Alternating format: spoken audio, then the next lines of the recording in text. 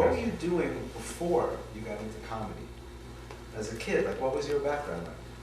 Well, I was a very bad student. I went to 3 different high schools. I went to Queens and Queensborough College for about 7 years.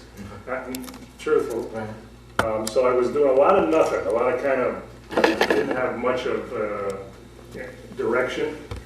I was working for my friend who owned a futon company here in Manhattan, a Rise Futon. He was my best friend from Queens, and he owned a couple of them. And Is he still a friend of yours? oh yeah, I saw him yesterday, and we played golf. And he needed a guy to do the deliveries, to do the hard, the labor, and that was me. So I was making deliveries in Manhattan, futon deliveries, and trying to figure out what my next move is. And took up comedy in '82. I tried comedy for the first time. First time. Yeah. Where were you when you went up on stage? First time ever on stage was the Improv on 44th and 9th. That was my first time ever on any stage doing stand-up. And then What made you decide to do stand-up? well, I was, growing up in my neighborhood in Forest Hills, Queens, we had about a clique of about 5 guys, and pretty creative, pretty funny. We all thought we were funny, and of course, I think the story, you hear the story a lot. The guy who, like Eddie Murphy told this story, that he wasn't even the funny guy in his neighborhood. There was the other funny, and I had that guy too.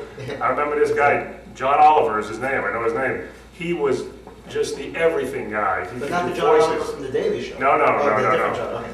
No, he could do impressions, he could do this, he was a funny guy. And we were kind of funny around him, we kind of orbited around him, and we were funny, and we were fans of comedy. And there was a church community center, and every Sunday night in the basement, the teenagers could go in, it's called the Teen Club, play ping pong, this and that, just to get them off the streets. In the basement of the church, they had like an assembly hall, whatever.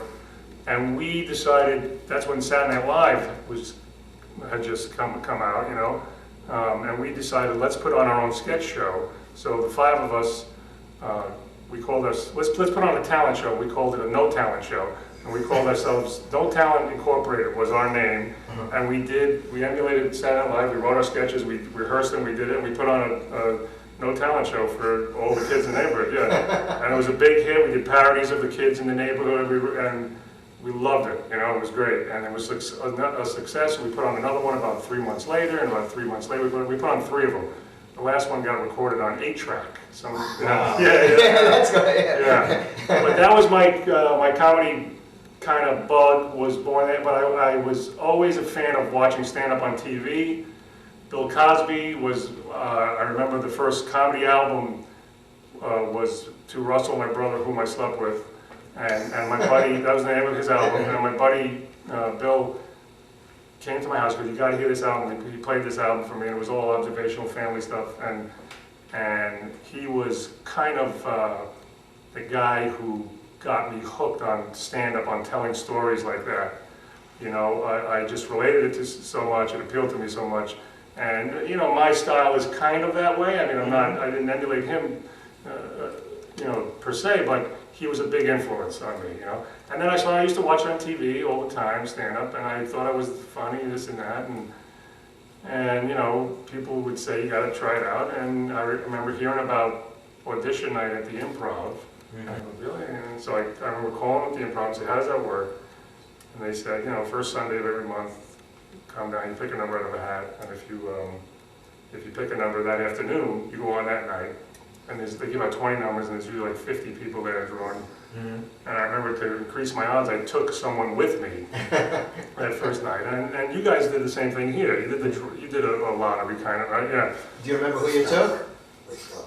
You still do You it. still do it. I do remember who I took. I took a girl. She wasn't my girlfriend. She was just a friend from the neighborhood, Katie McCarthy. Katie McCarthy. Okay. And she came, and she drew the number, and we had a plan, because as soon as you pick the number out of the hat, you open it up, and if you have a number, the guy said, give me name, Right. So we had a plan that if she got the number, I would say we have to say kind of an androgynous name, so I can go on that night. So she said Jackie Roberts. she drew the number, and she goes, "What name?" He goes, "Jackie Roberts." So we went home, that was like at 2 in the afternoon, and that night, I had to go on as Jackie Roberts. Oh my. And I passed the audition.